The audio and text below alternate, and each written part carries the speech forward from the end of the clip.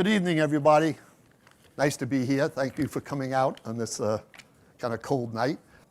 So let me tell you about Jack, Noel, and this cynical, smart-ass kid named Ken. Jack is Jack Monahan. It was the fall of 1966, my senior year in high school. My family had just moved from one apartment to another apartment about 7 blocks away. But the bus I used to take to school, I used to have to take a bus and then a subway to get to high school. The bus stop was about 3 blocks from my old apartment in the other direction. And so now moving 7 blocks the other way, it's a 10-block walk, and there's actually a closer bus route that gets me to the subway, that gets me to high school.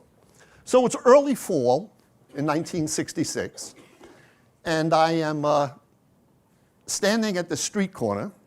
It is a miserable fall day in Brooklyn, a mistake, because almost always fall days in Brooklyn are beautiful beyond words. God must have thought it was Boston rather than Brooklyn. But anyway, it's teeming rain, and like every self-respecting high school senior, of course I wouldn't be caught dead with an umbrella.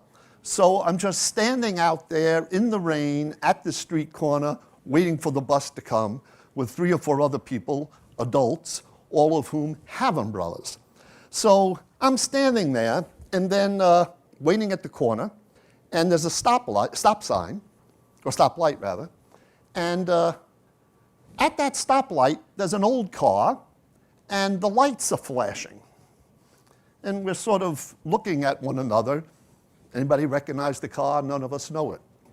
So the light changes, and this car kind of rolls in right along the sidewalk where the bus stop is. And I see this figure leaning over the front seat and rolling down the window on the curbside. And then he says, "Himes, you want to ride?" So I said, "Yeah, sure, great." I get in the car, and it's Jack Monahan. Jack Monahan was my high school freshman English teacher. And I didn't think he liked me because whatever the grade was, it wasn't what I thought I was going to get.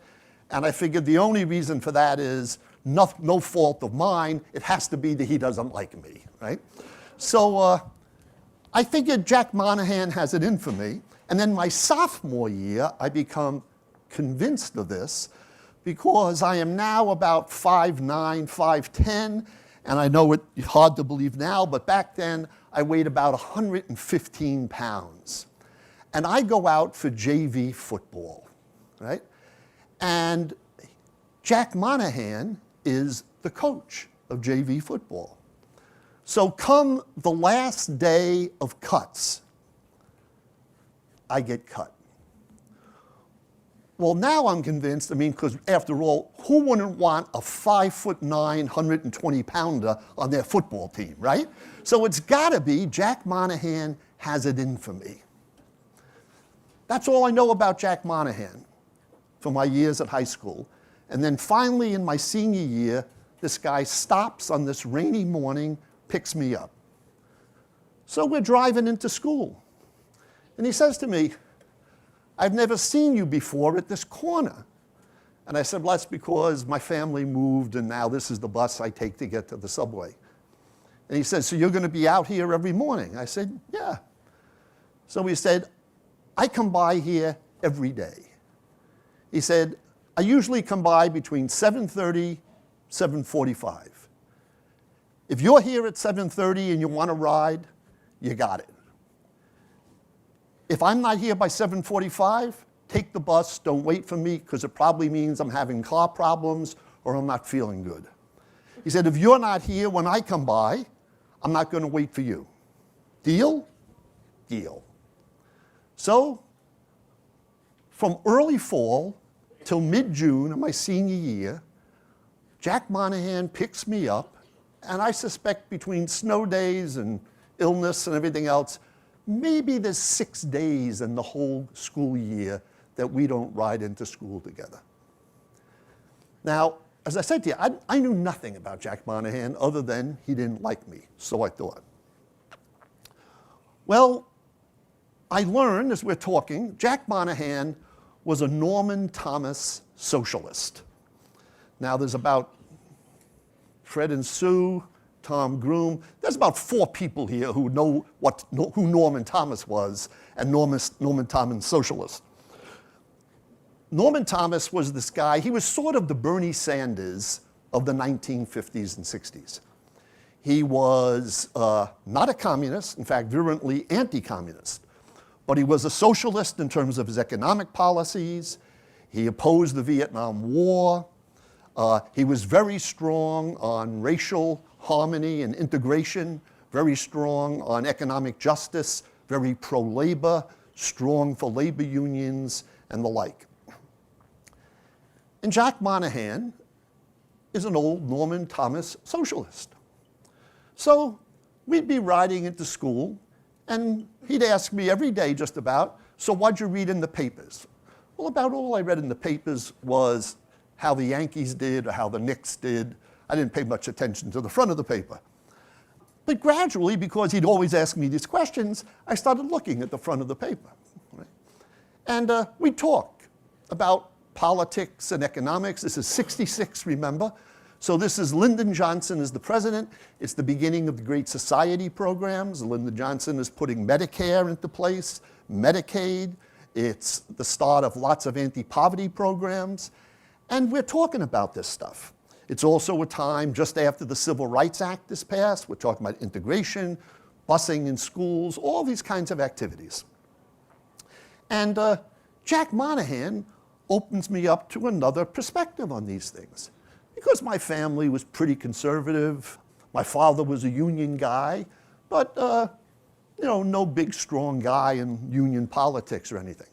And Jack is asking me questions, and we start talking about things, about racial justice and economic justice. And then as time goes on, I find out he's also a pacifist. He refused to fight in the Korean War. I didn't even know how to spell pacifist back in those days, right? But I'm talking to this guy, and it's one of the reasons why he's so strongly opposed to the Vietnam War. And he's telling me this is going to be a disaster for this country. We ought not get involved in this. And I'm listening, and we're going back and forth and having these conversations. So this goes on for a whole year, right? And what Jack does for me, this guy who I thought didn't really like me, is he opens up a whole world to me that was new. About political awareness, about the suffering of people in the world, about racial tensions, about the struggles of working people just to try and make an honest living. And all of a sudden, this kind of, cynical, smart-ass guy who's sort of alienated from his parents, doesn't really think much of his uncles and aunts. They're still making fun of the Beatles for having long hair. So I'm figuring, what the hell do they know about anything, right? So I'm sort of alienated and distant from my family. And here comes this adult who I hardly knew, who becomes this presence in my life, who really sort of shows me around the world in a way I hadn't seen the world before. Makes me think about what life in the world entails. Gets me thinking about how do you live a life that's a decent, responsible life. All stuff that, for me, was pretty heady at the time. So flip forward 2 more years. Now it's the fall of 1968. I'm a sophomore in college, living in the dorms. 68, and that academic year is a tough year. Right? Remember, Martin Luther King is shot in April of '68. Bobby Kennedy is shot 2 months later in early June of '68. In the summer of '68, there are riots in about a dozen major cities in this country with the assassination of Martin Luther King. There's arson, National Guard troops called out to stop the violence, right? There's all sorts of racial tension, right? There's the Chicago Convention in July of '68. in which there's rioting in the streets when various groups really go in to protest what's happening in the Democratic Convention, opposing the possibility of Hubert Humphrey getting the nomination for president. We've already driven Johnson out of the electoral race. He decides not to run because of the opposition he's running into with Vietnam. But Hubert Humphrey, a good and decent man, but he's viewed by my generation as kind of a lapdog for Lyndon Johnson. We far underestimated him at the time. But we had no use for Humphrey because we thought he's a stooge of Johnson. But Bobby's dead. So we got Eugene McCarthy. And we got some other people who want to take Johnson on and take on Humphrey. And young people are rushing to Chicago to sort of protest what's happening inside the convention arena. The mayor at the time, Richard Daley, calls out the cops in force. There's rioting in the streets. People are watching the Democratic convention on TV, and they're seeing, kids getting their heads cracked open by police and National Guard. People are scandalized that this could happen in the United States, this kind of rioting at a major party's political convention. All this stuff is going on in '68. And by now, I'm sort of politically engaged. I'm involved in this stuff, and I become absolutely cynical about normal politics. I'm absolutely cynical about making change through the system. The system is corrupt. Right? The slogan that a lot of us had back then was, don't trust anybody over 30. Right? Dylan used to sing about it. Right? And so here I am, this kind of cynical, smart-ass guy who really doesn't think much of anybody but people in my own generation. I'm convinced I know more than any adult in my family, and probably know more than some of the professors who are teaching me. They don't get it. They don't know what's really going on. Right? And this guy, Noel Fitzpatrick, a young priest, moves into the dorm where I'm living. In fact, moves into the floor where I'm living and takes up residence there. Noel is this incredibly charismatic guy. He wasn't particularly good looking. He was smart enough. But he just had an energy about him. He just had a sort of aura around him. When Noel walked into a room, you would have noticed him right away. There was a vitality there you could not overlook or ignore. And Noel would sit up with us at night. We'd be sitting around in dorm rooms, drinking beer. Back in those days in New York, you could drink at 18. So we're always pounding beer down, sitting in our rooms. We're talking with Noel Fitzpatrick.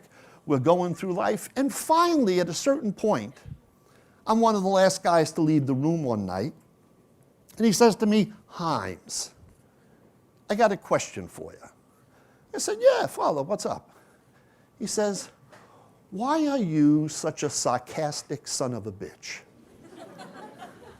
And I kind of look at him, and I said, what do you mean? He says, you're very funny, but all your humor is at other people's expense. All your humor is mocking. All your humor is putting other people down. You're better than that, or at least you should be better than that. Well, that sort of takes you back a little bit, right? So I'm thinking to myself, I don't know, maybe I should do something different. He gives me a little book, right? I actually brought it with me. I still got it from 1968. The price back then, 85 cents, all right? 85 cents, 150 pages. It's a book on St. Francis of Assisi, right? Noel was a Franciscan. He says to me, read this, it'll be good for you. So 150 pages, I figure, okay, I could read that, right? So I read this little book on St. Francis. And it's not really a life of St. Francis, but it's a book that's kind of like a reflection or a meditation on his life. What did it mean? What was this guy about, right? And Chesterton, who was this British writer, famous British Catholic writer in the middle of the 20th century, Chesterton has this one passage talking about Francis in this book, and he's talking about how Francis sees the world very differently. And what he talks about is, the image he uses in the book is, Francis used to go up into the mountains. He lived in the Umbrian Valley in central Italy, right? And Francis used to go up into the hills and the mountains of Umbria to be alone and pray, right? And Chesterton talks about how Francis is up there, and he's on one side of the Umbrian Valley, and he's looking back on the other side of it, also mountains, and in the top of one of those mountains is the city of Assisi, his hometown, the city that he loves so much. And if you've ever been to central Italy, you know that many of these cities, Perugia, Siena, all these sorts of places, they were walled cities, because these cities are constantly at war with one another in the Middle Ages. And so most of these cities are enclosed, walled cities. And because stone is cheap, it's all stone. There are these big, thick walls around the city of Assisi as it sits on the top of this hill. And all the homes, the churches, all the buildings in Assisi are thick, heavy slabs of stone. And Chesterton says, Francis looks out one day, looking out at that city, and he's praying for the people of his hometown. And he's looking at this city, this solid, massive, walled, thick, heavy city. And Francis, as he was wont to do, he was something of a street performer. Chesterton says, Francis may have done tumble salts. And all of a sudden, in one of his tumble salts, he sees the world upside down. And now this city that was so strong and massive and solid, now upside down, it's hanging over the abyss. And the very thing that made it seem solid and strong and invulnerable now makes it seem terribly precarious, its weight and its mass. And Francis looks at this, and he comes to the insight, right, that all of existence is like this. All the things that we think make us strong, make us solid, make us safe, that all of that, seen the other way, makes us incredibly precarious and vulnerable. Chesterton says, what Francis comes to experience is life is incredibly and radically contingent. And what he means by that is, it need not be. What Francis comes to realize is, not himself nor anyone in Assisi needs to exist. That every human being is radically unnecessary. You and I need not exist. There's nothing about us that makes us necessary. We are radically contingent.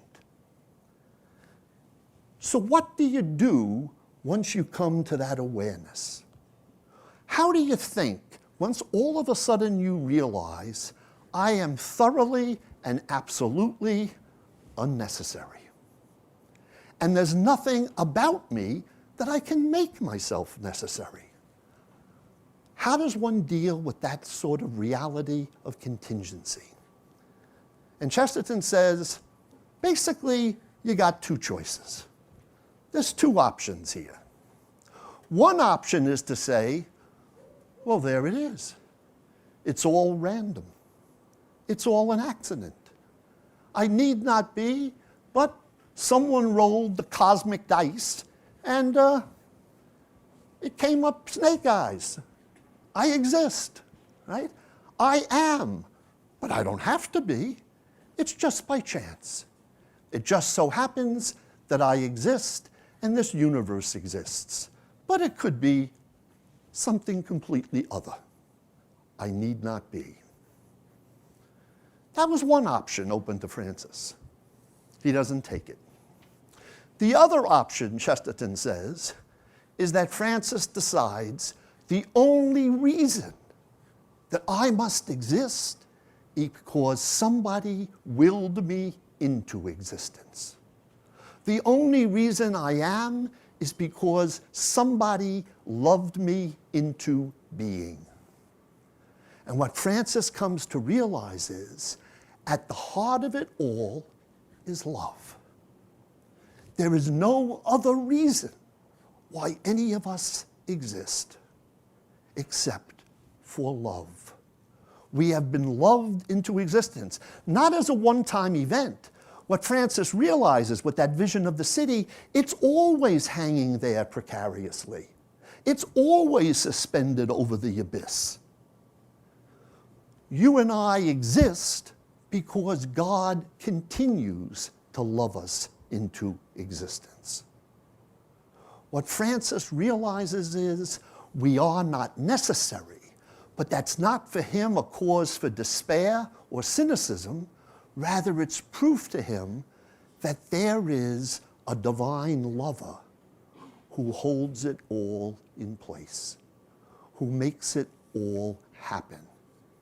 So that for the world to come to an end, for this cosmos to come crashing down into one big black hole, God doesn't have to do anything. God has to stop doing something. He has to stop loving this cosmos into being. I remember that passage as vividly now as when I read it back in my dorm room in '68. Because it kind of changed my whole world. It sort of made me think about, well, yeah, what the hell is the point of it all? What do I make of this? And here I was, really this kind of cynical, smart-ass guy who was really alienated from adults, alienated from my family, thinking to myself, what's the point of this? Right? And all of a sudden, the vision of Francis gives me another take on things. Noel Fitzpatrick introduces me to another way of thinking about the world. Now, the reason I bring these two things up is because in my own life, I can think not only about Noel and about Jack, I can think of three other specific individuals who at certain points in my life saved my ass, right? I was screwing up my life, right? Not trying to make myself out to be some, bank robber or murderer. I wasn't a serial killer or anything, but I was going nowhere, I had a crappy attitude, a crappy frame of mind. I had no particular ambitions. I was angry in a sort of undifferentiated way. I didn't know what the heck I thought anything was about. And at different points in my life, an adult came into it and sort of said, Himes, think about this. Himes, let me show you something. Have you ever experienced this? Have you ever thought about that? There was Jack, and there was Noel. There was also Peter, there was Frank, and there was Bobby. At different points in my life, a mentor stepped in. None of these people became friends. I've not seen Jack Monahan since I graduated from high school. About once every 10 years, I used to send them a letter, usually on Thanksgiving Day. Noel Fitzpatrick, he died when he was 39. Right? The other guys I mentioned, they're all dead. A lot of people who taught me are dead at this point in my life, right? You get to a certain age, you do way more funerals than baptisms in your life, right? But the point is, people came into my life that didn't have to come into my life. These weren't relatives, these weren't people who owed me anything. But they took some time, they exerted some energy, they thought, this guy's worth talking to. Mentors are one of the great gifts of life. I hope you've had a few by now. But to allow people to come into your life, and they may not ever be your friends. They may pass through for a period of time. They're there for a certain moment when you need them. There's a chapter in your life when you need somebody to come, hey, come over here, right? Let's talk about this. Let's think a little harder than you're thinking about this. To have those kinds of people step into your life is an incredible, rich grace. That people would come along into your life, tap you on the shoulder, and say, let me show you around a little bit. Let me maybe point out a few things you're overlooking, or some truth that maybe you're forgetting, or some relationship that you need to straighten out. When I think about mentors, it leads me to thinking about gratitude. Gratitude has become for me the most underappreciated virtue in the Christian life. We talk about faith, right? Agape Lade talks about faith all the time. We talk about hope. We talk about love, right? We talk about justice a lot here at BC. We talk about kindness and honesty, hard work. These are all wonderful things. But I want to suggest to you that one of the really underappreciated virtues in life that we all ought to cultivate is gratitude. To wake up every morning and realize I need not be. There is nothing here that I can claim that I deserve. God has to do this for me. It doesn't work that way. It is all gift. Whether it's mentors, whether it's family, whether it's friends, whether it's roommates, whether it's colleagues at work, whether it's neighbors you'll meet in life, it's all gift. None of us has a right to claim it.